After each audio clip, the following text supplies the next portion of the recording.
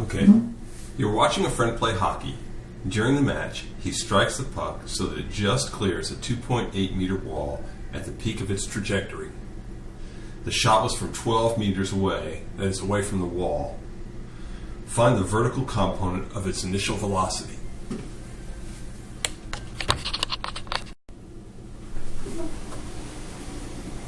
So what does this look like? Well, here's our puck, right? And it gets shot so that it follows some trajectory like this and clears a wall that's 2.8 meters high and 12 meters away, right? Here's its initial velocity, and that can be broken up into components, right? This way, that's V naught x, and this way, that's V naught y, right? And they're asking us, what is V naught y, right?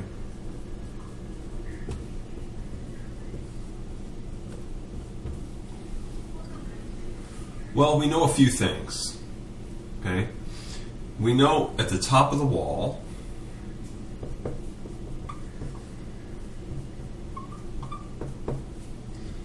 Vy equals what? Equals 0, right? Because it ceased going up and now it's going to start coming back down. That's what the initial problem said. And so we can refer back to our various equations, and one of them is v squared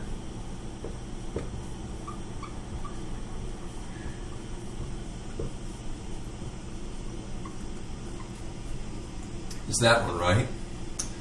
And you should be looking through your sheet, but you can also just recall from your experience that there's a relationship between these v's at these various points, and hopefully when you read the problem you see that that's a clue, that they say it clears the wall at its highest point.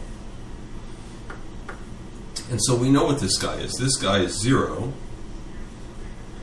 This guy is what we're looking for, and we know these two guys. We can say y naught equals 0 and y equals 2.8 meters. And so if we rearrange this equation, we say v naught y squared is equal to 2g times y minus y naught. That's equal to 2 times 9.8 meters per second squared times 2.8 meters minus 0 meters. Right, and so I get v naught y, which is equal to the square root of that,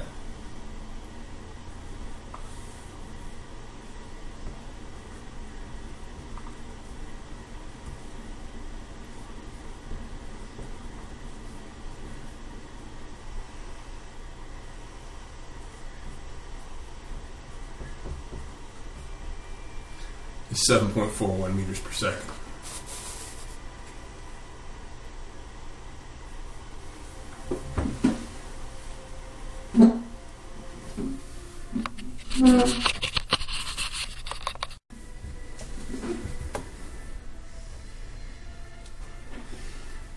Part B says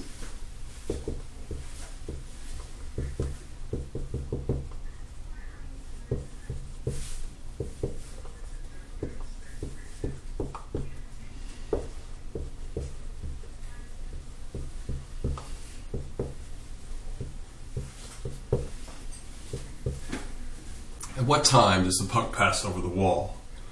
Right, so once again, I'll draw our little puck here. Right, and here's the wall. And now it's going back down somehow. Right, I know this distance is 12 meters. And this distance is 2.8 meters.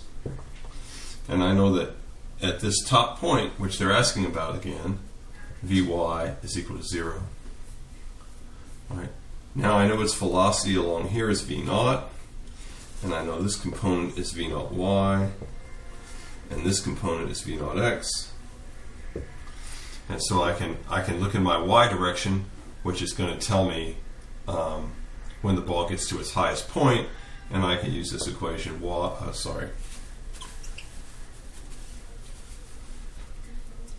Vy equals v naught y minus g times time.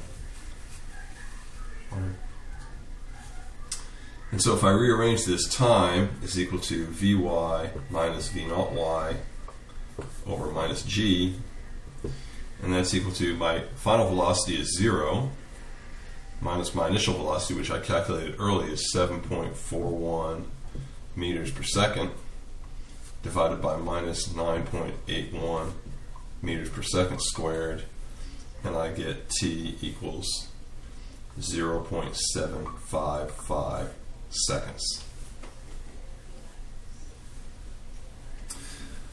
So often when you're calculating time, you're looking in the y direction because it's for projectiles, because gravity is dictating what it's doing, and that's the y direction acceleration. Okay, let's do the next one.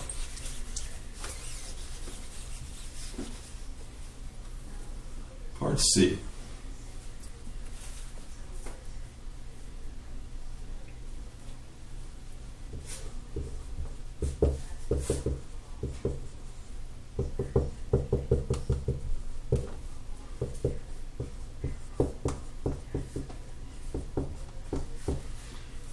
Part C says, what is the initial x velocity? Now we should know that the x velocity doesn't change because it's a projectile, and so the final velocity equals the initial x velocity equals the average x velocity. Right? They're all the same. It doesn't change. And so once again, here's our picture. Here's our puck. Here's our wall. This distance is 12 meters. And this height is 2.8 meters. And we know that it takes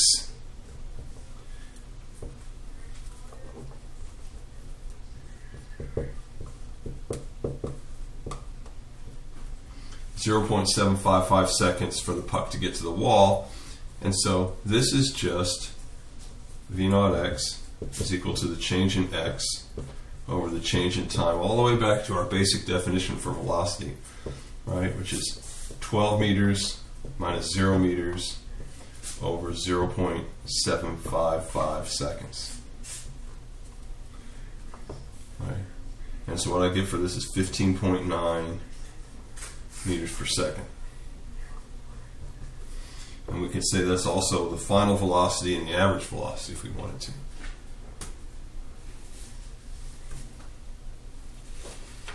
Okay.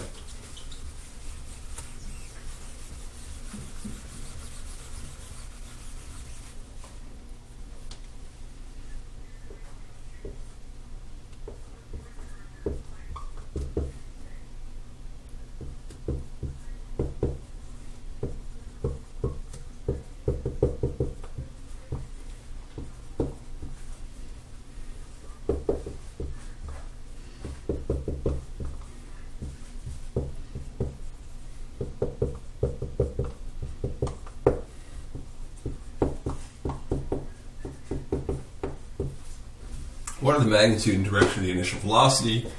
And so we can say v naught squared is equal to v naught x squared plus v naught y squared. And so v naught its magnitude is the square root of v naught x squared plus v naught y squared. And that's equal to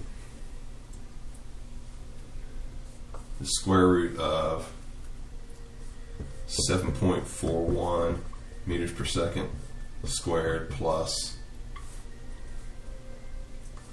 15.9 meters per second squared, which gives me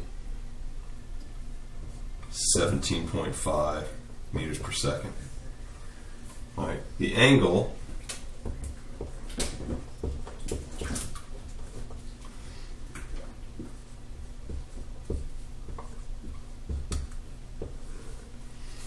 is just the inverse tangent of the ratio of the two of the two components of velocity.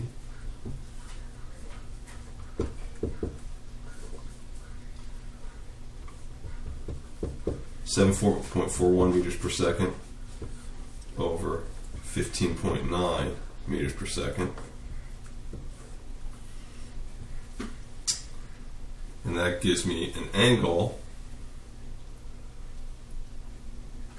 of approximately 25 degrees.